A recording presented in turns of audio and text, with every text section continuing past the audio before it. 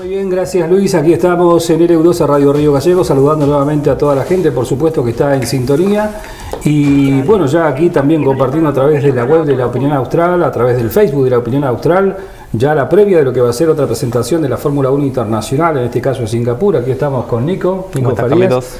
Y también, por supuesto, saludando a quien, en cierta manera, nos brinda información precisa de lo que va sucediendo fecha por fecha en la Fórmula 1, y es un gusto, y le agradecemos estos minutos a Alberto Sánchez del otro lado del Atlántico. Nico, es así, ¿no? Así es. ¿Cómo estás, Alberto? Un placer, la verdad que muy bien, encantado de estar aquí con vosotros para comentar la sesión de libres, ya que estamos en un Gran Premio de Singapur que se está poniendo emocionante y algo complicado, ¿no? Ahora lo comentaremos.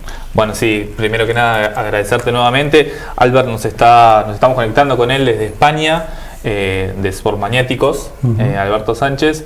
Y bueno, para comentar un poquito esto, ayer estuvieron los libres, ¿cómo lo viste en general a todos y a Franco particularmente? La verdad que hay que decir, para la gente que esté informada, que Franco Colapinto este fin de semana no contaba con algunas mejoras que sí que tenía Albon, ¿no? Entonces eso ya es un punto de partida bastante notorio. Es uno de los circuitos más complicados de la temporada, el más complicado físicamente a nivel físico, junto a Qatar, y por lo tanto estamos hablando de que es un fin de semana que ya se le presenta a Colapinto que cualquier cosa que haga va a estar bien hecha, ¿no? Nos centramos en cómo han ido las sesiones. Hemos visto a un Colapinto que a una vuelta estaba entre 3-4 décimas de Albon. Después en las declaraciones hemos visto como Colapinto decía que el hecho de no tener las mejoras pues era un hecho que al final sí que era significativo, que insisto, es algo lógico que haga Williams, porque su primer piloto hasta el día de hoy sigue siendo Albon, y que no dejan de ser buenas noticias en el sentido de que las evoluciones funcionan y llegarán a Colapinto, ¿no? Claro. Yo le quería hacer un paréntesis ahí, porque hay mucha gente, como yo incluso, que se está metiendo recién ahora de lleno en el mundo de la Fórmula 1, y cuando salía este tema en la semana de las mejoras que solo iban para Albon y demás, yo no tengo idea, la verdad, de qué son las mejoras, en qué consisten, y cuánto mejora el auto de uno y el otro. No se ha dicho muy bien, o al menos yo no he llegado a escuchar muy bien la especificación de las mejoras que tiene Albon y no tiene Colapinto. Tiene que ver con el suelo, y lo que sí que se ha dicho por parte de los directores técnicos de Williams es que es una mejora que es una continuación de la mejora que hubo directamente en Zandvoort, ¿no? Esa mejora que cambió el rendimiento del Williams de pasar de un coche de mitad de la parrilla para abajo a estar arriba de la mitad de la parrilla. ¿Qué son las mejoras en la Fórmula 1? La Fórmula 1 es una lucha de evolución. Pagan muchísimos millones de euros por tener un túnel de viento adecuado. Por ejemplo, Aston Martin es lo que está haciendo de cara a 2026 para convertirse en un equipo campeón, ¿no? Hacer una infraestructura, han construido una fábrica nueva con el túnel de viento. El túnel de viento ya sabéis que es simular las condiciones que hay en la realidad, ¿no? En ese sentido, cada 3 o 4 carreras, normalmente, los equipos suelen traer mejoras bastante notorias. De un circuito a otro pueden haber cambios en los alerones por la configuración aerodinámica de si hay muchas curvas o más rectas, pero en este caso, por ejemplo, era una mejora aerodinámica que, por lo que he escuchado, tenía que ver con el fondo plano. El fondo plano, para quien no lo sepa, no se ve, pero produce un 70% del rendimiento del coche. Por lo tanto, estamos hablando de una mejora importante que Albon disponía y que Colapinto no.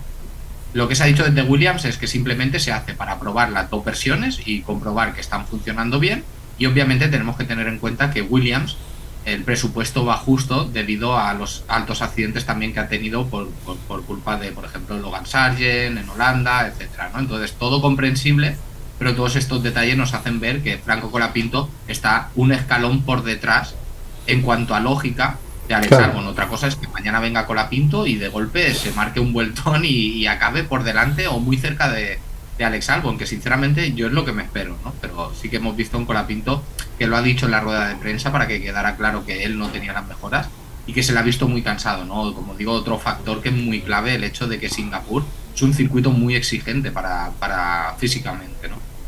Bueno, hoy en las cadenas que transmiten para esta parte del mundo, las dos cadenas que llegan hacían mención en cierta manera también a esto, ¿no?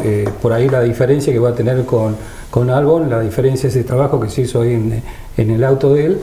Y por otro lado también ponían, yo no sé si esto es tan determinante, ¿no? Correr de noche, que también es un aprendizaje para Colapinto. Y en definitiva también otro circuito callejero, también con curvas bastante complicadas, principalmente una curva, creo que no sé si la 4 o la 8, donde se fueron varios pilotos, y algunos ya de mucha experiencia, ¿no? Exacto, es un circuito donde también hay que tener en cuenta que Colapinto es la primera vez que corre allí en Fórmula 1, un circuito callejero, siempre son diferentes a los circuitos tradicionales, como por ejemplo será el próximo, que será Austin.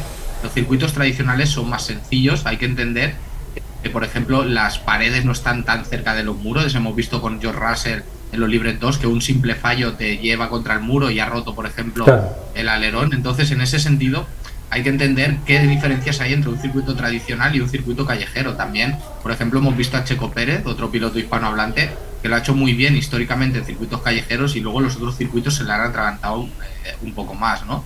Estamos hablando que el hecho de correr en un circuito callejero tenemos directamente el tráfico que hay habitualmente en la ciudad, que eso afecta claramente al pavimento que hay, a lo que es el alquitrán que utilizan, etcétera. Tienen que hacer mezclas mucho más fuertes para que ese asfalto aguante más, ¿no? Podríamos entender que un circuito tradicional tiene un asfalto un poco más blando, más adherente, y todo eso va en virtud del piloto, ¿no? Por ejemplo, Fernando Alonso lo dijo hace años: tú eres buen piloto no por tus resultados, sino por cómo te acercas al muro en circuitos como Singapur, ¿no? Y hemos visto que Colapinto ha rozado el límite, ha sido de los que más se ha acercado, ¿no? Entonces, un circuito diferente, el más difícil de la temporada para Colapinto, sin lugar a dudas. Y aquí es donde tenemos que, sobre todo, si no es el mejor resultado de Colapinto, entenderlo, ¿no? Porque Colapinto te puede hacer un fin de semana excelente y acabar en posición 13, por ejemplo, ¿no? Todas las condiciones que se están dando de las mejoras, el hecho de que sea un circuito callejero, el más complicado del mundial, que los otros pilotos lleven 15 carreras y Colapinto está haciendo la tercera, todo esto creo que es algo que es importante que la afición de a pie lo entienda para disfrutar más lo que viene de fin de semana, ¿no? La clasificación y la carrera. Bueno, lo mencionaste recién, yo lo iba a dejar para el final, pero bueno, ya que lo dijiste, aprovecho para consultarte en tanto a esto de qué podemos esperar de Franco en este fin de semana. En la nota pasada te lo pregunté sobre el final, qué podemos esperar de él en Bakú, y ahora me decís que este puede ser el desafío más importante de él en tanto a la pista. ¿Es tan difícil como decís? Exacto, es un circuito, como digo, de piloto. Circuitos de piloto como Mónaco, Bakú, Singapur, se nota mucho la mano que pone el piloto. Hacer una previsión es complicado por todos los factores externos que nosotros tenemos, ¿no? Y sobre todo porque Colapinto no es un piloto normal, ya lo ha demostrado que normalmente suele estar por encima de lo que tú piensas que va a estar. Pero ya podemos descartar algunas cosas, por ejemplo, los 2 primeros y los 4 primeros, los Ferrari y los McLaren funcionan muy fuerte. Detrás tenemos a los Red Bull y a los a los Mercedes, pese a que Helmut Marko ha llegado a decir de última hora, ha dicho Colapinto es más rápido que los Red Bull. Sí, en ritmo de carrera era más rápido, pero no a una vuelta, y seguro que los Red Bull se recuperan. Por lo tanto, pese a que no tiene las mejoras, es posible que veamos a un Franco Colapinto poderse colar entre los 10, 12 primeros. Eso es lo que espero yo en clasificación, y en carrera más o menos también. No veo el Aston Martin un coche muy potente, por lo tanto ahí podemos descartar un poco, y sobre todo lo que todos tenemos que esperar, quitarnos un poco el patriotismo, ¿no? De decir, vamos todos con Franco, sino si Alex Albon hace un buen resultado, significará que estas mejoras funcionan, y cuando lleguen a Colapinto podremos lograr buenos resultados. Colapinto ha demostrado que en igualdad de condiciones con Albon puede estar a una décima de él, al mismo ritmo, incluso por delante, ¿no? Entonces tenemos que ser algo comprensivos, y algo lógico para mañana sería estar entre la posición 9 y la 13. Yo creo que es algo que Colapinto puede optar. Todo lo que sea de más sería un éxito brillante y tendría que ser calificado así, y todo lo que sea de menos será un aprendizaje para Colapinto, que sería lo lógico que haría cualquier piloto. Un Oliver Birman, un Antonelli, prácticamente te quedarían P13, P14. Aunque mañana podamos ver algo así, insisto, yo confío en el talento de Colapinto, que va a dar la sorpresa.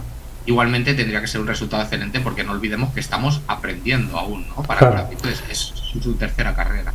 Alberto, hoy el segundo entrenamiento de Colapinto fue con cubiertas duras, si mal no recuerdo, y esto puede ser un condicionante, digo, para todos, porque indudablemente se corre de noche, por ahí la temperatura no va a ser la misma que correr en otros escenarios, ¿no?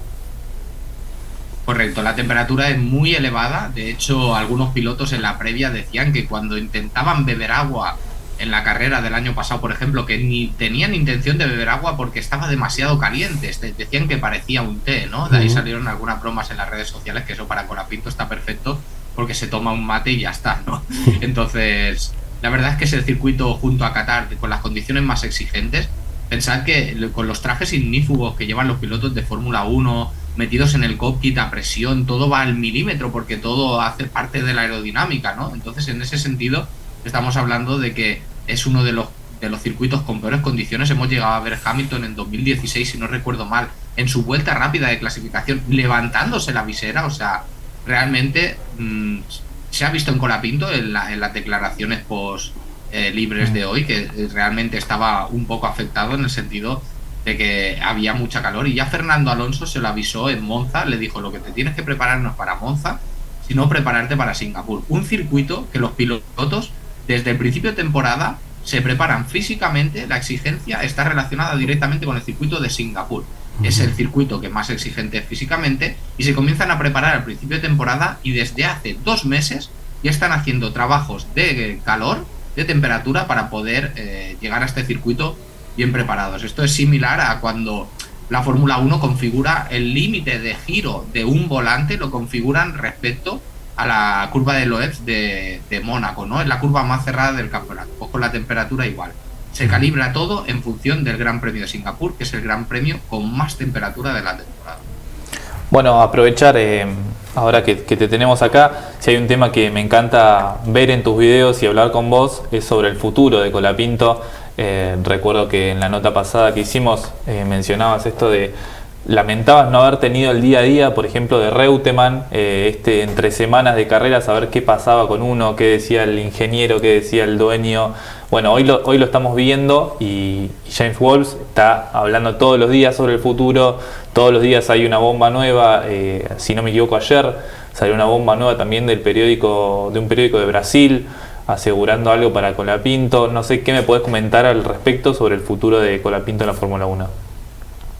A día de hoy hay mucha incertidumbre, ¿no? Tenemos muchos datos, en lo que dices, cada día tenemos nuevos datos, y eso es lo que intentamos, informar a la audiencia para que sepan lo que está pasando. Lo que sabemos oficial es que James Wolf, el jefe de Colapinto, estaba negociando con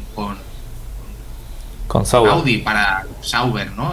El año que viene, Audi en 2026, para intentar llevar allí a Colapinto un año y entonces recuperarlo en 2026. No sé con qué movimiento, ¿no? Si sacará Albon, si plantean que Carlos Sainz puede tener opción en un coche más competitivo. Bueno, no sé cuál es la previsión, pero sí que la previsión al principio no contemplaba que se quedara en Williams en 2025.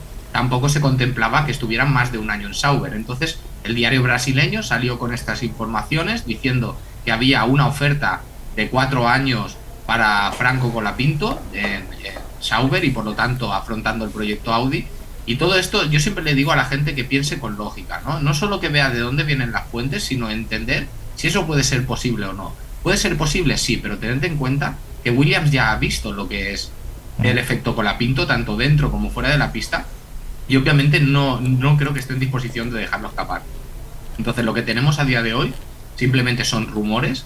Sabemos que Colapinto es muy probable, pero tampoco lo tenemos confirmado, que va a seguir en Fórmula 1 2020.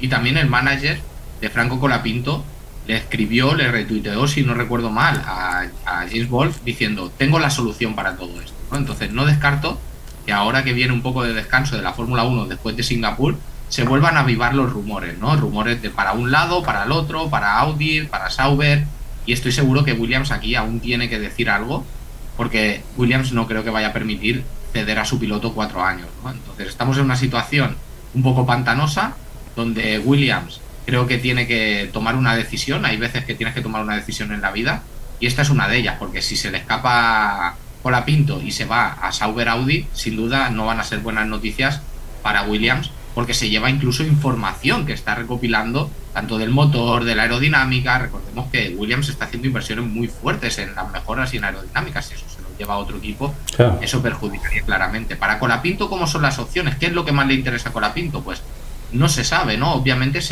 por el paddock hay rumores de que Audi obviamente está comenzando, y cuando un equipo comienza en Fórmula 1 siempre le cuesta un poco más. Williams es un equipo que viene de años complicados, pero hemos visto el cambio, ¿no? El cambio que vino en Zandvoort con esa mejora tan importante, que provocó un accidente en Logan Sargent por no saber conducir un coche más competitivo y generó el cambio de Colapinto.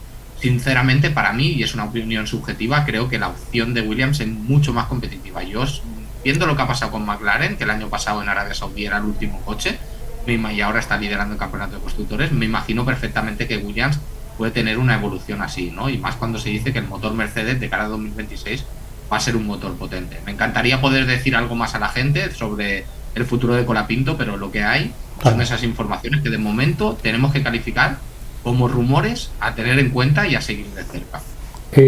Alberto, ¿qué opinión tenés de la última maniobra del fin de semana? Tercer lugar en el podio, se terminaba la carrera, Sainz, Checo Pérez, ahí en los últimos metros, porque se ha visto mucho y uno dice se equivoca Sainz, otro dice se equivoca Checo. ¿Cuál es tu opinión al respecto? Yo creo que aquí está bastante claro lo que ha pasado, ¿no? Los fans de uno han tirado para un lado y los fans del otro han tirado para el otro.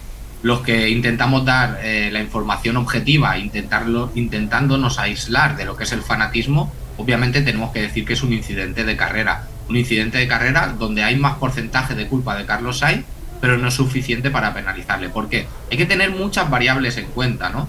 Y ya digo, los fans de uno han cogido unas variables, las han enseñado y han puesto a toda la gente en contra del otro y viceversa por el otro lado. ¿Qué cosas hay que tener en cuenta? Primero, la tensión que atraviesan, ¿no? Atraviesan una tensión que están en las últimas vueltas, se están jugando un podio.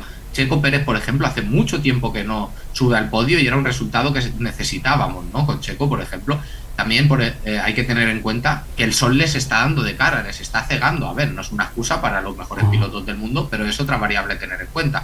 Otra variable a tener en cuenta es que Leclerc cierra tanto a Checo como a Carlos Sainz antes. Para mí tiene más culpa Leclerc que los dos pilotos hispanohablantes, pero eso es otra variable. Si nos centramos en el incidente de Carlos Sainz y Checo Pérez, lo que pasa es Leclerc cierra a Checo, Carlos Sainz consigue pasar a Checo Pérez, se pone en paralelo a Leclerc le cierra la puerta, sale peor de esa curva, una curva a izquierdas, que la siguiente curva es a derechas. Hay que tener muy en cuenta esto, porque sale con menos tracción y menos velocidad, sale mejor Checo Pérez, y entonces estamos en una curva que viene de izquierdas y se va a ir hacia derechas. ¿Esto qué quiere decir? Que el piloto siempre va a estar cruzando la pista desde la derecha hacia la izquierda, porque se está teniendo muy en cuenta cuánta distancia tiene Sainz hacia el muro, pero eso no lo puedes tener en cuenta cuando la pista se va hacia la otra parte, y tampoco lo puedes tener en cuenta cuando Carlos Sainz, cuando se están comenzando a tomar las medidas, está fuera de la pista. Es decir, lo que hace Checo Pérez es algo legal, que es estrujar a Carlos Sainz y dejarle el espacio justo que tiene para entrar en la pista. Un coche le deja, pero tiene media pista al otro lado que no está aprovechando Checo Pérez. Ahí es un fallo que hace Checo Pérez, que teniendo mejor tracción y mejor aceleración, te tiras para la izquierda y al menos alargas un poco el incidente. El otro fallo es Carlos Sainz, que entra en la pista, tiene el espacio justo para dejarle a Checo Pérez, pero prefiere seguir tomando el rebufo de Leclerc. Al fin y al cabo, la clave es Leclerc, que cruza la pista, que es la trazada natural del circuito, que eso es lo que no está teniendo mucha gente en cuenta, y Checo Pérez viene por la otra trazada y se apuran mucho. ¿Cuál es la conclusión? Son dos pilotos muy férreos, muy potentes en la lucha del cuerpo a cuerpo, lo hemos visto en todas las carreras que han estado ellos compitiendo, y los dos tenían una dirección que convergía en el momento del accidente.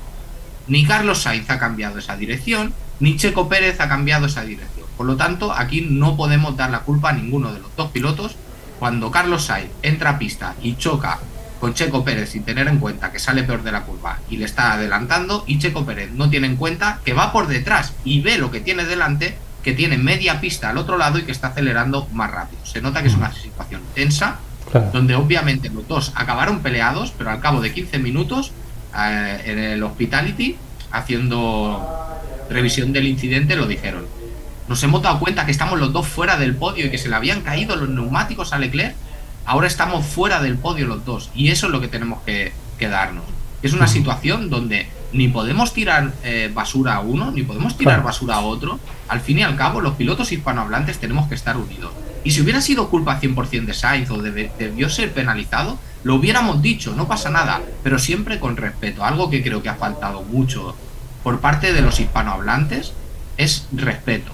Los fans de Checo, respeto por Carlos Sainz, Y los fans de Carlos Sainz, respeto por Checo Pérez.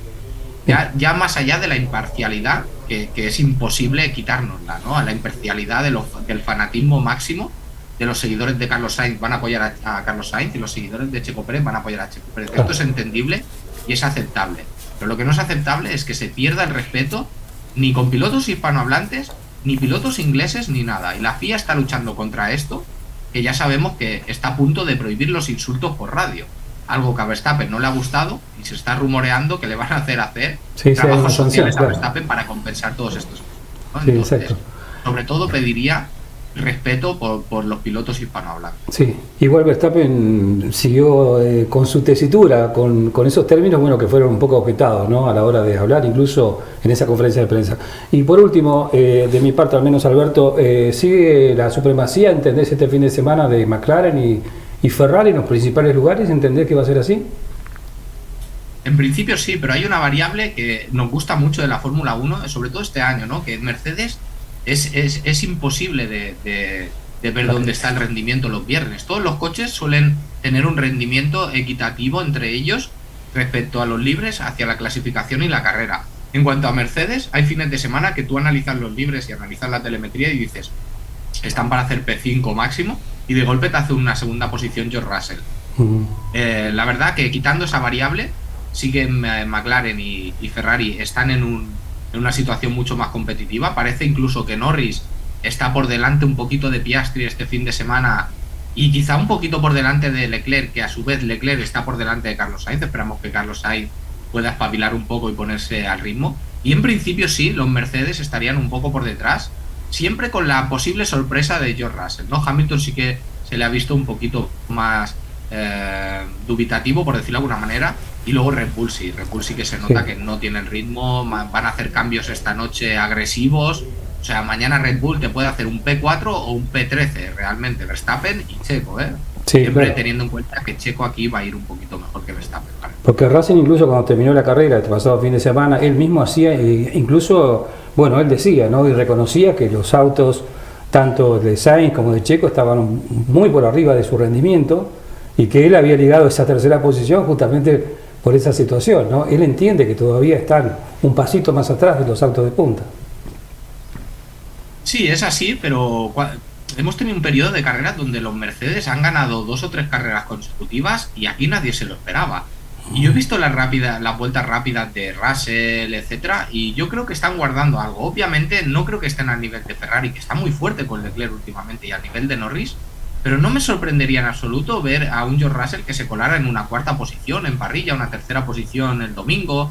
Creo que Russell es un piloto que en circuitos urbanos saca mucho rendimiento, y sin ir más lejos podemos irnos a la temporada pasada, que fue de dominio de Red Bull todas las carreras menos Singapur, la carrera donde estamos, y ganó Carlos Sainz, sí, pero es que en las últimas vueltas George Russell, que no era favorito para nada, le recortó la distancia al máximo hasta ponerse a rueda, y luego tuvo el accidente George Russell, pero si no probablemente podría haber ganado la carrera. Entonces, teniendo en cuenta que cómo es Mercedes históricamente este año y el año pasado, que se esconde muchísimo, es muy posible que lo veamos a la altura de Red Bull, un poquito por delante y bastante por detrás de Ferrari y McLaren, unas 2 o 3 décimas, pero que nadie descarte que le salga un vueltón a Russell y pueda estar competitivo. Hamilton ya es más difícil. Hamilton se ha quejado muchísimo de que tenía understeer, que tenía degradación. Hamilton no lo veo tanto.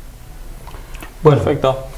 Alberto, solamente agradecerte 2 minutos, como siempre, ha sido absolutamente muy instructivo, y de a poquito también nos vamos metiendo con todo esto, ¿no? Porque, como lo decía Nico también, esto de Colapinto nos ha metido nuevamente, digamos, en competencia, ¿no? Con la Fórmula 1 internacional.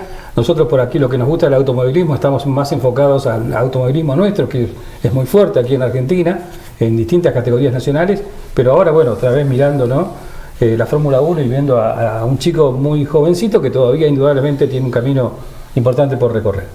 Así es, así que nada, es lo mismo, agradecerte, Alberto, por estos minutos.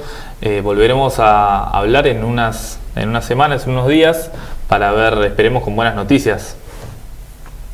Exacto, muchas gracias por acogernos aquí a los Sportmaniáticos, un placer, y bueno, dar la máxima suerte posible a todos los pilotos hispanohablantes. Recordemos que el fin de semana pasado tuvimos a todos los pilotos hispanohablantes entre los 10 primeros. Esperemos que pueda volver así, y para mí un placer enseñaros lo que sea de Fórmula 1, pero estoy seguro que la hinchada argentina pronto va a estar por delante de nuestros conocimientos. Recordemos, por ejemplo, que en Argentina tenéis TC, Turismo Carretera, que si no recuerdo mal es la primera competición del motor del mundo, así que los argentinos se están poniendo al día, pero esto es como Colapinto, pronto van a ser ellos los que en los comentarios de YouTube nos digan cómo van las cosas, y muchos me lo dicen, me dicen, oye Alberto, es que no has visto esto.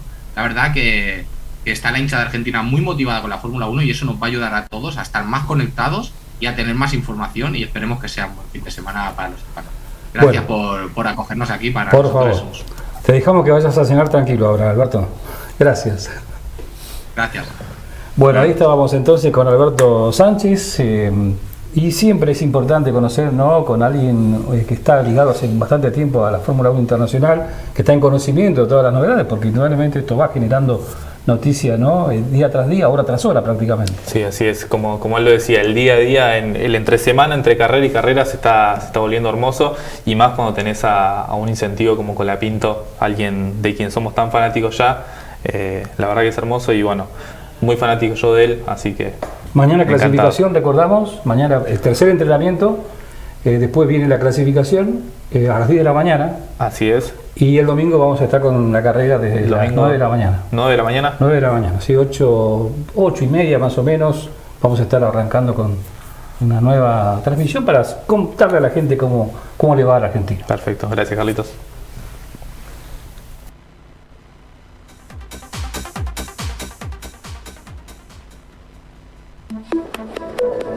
A esta nota la podés volver a escuchar en el podcast de LU12 AM680. La información llega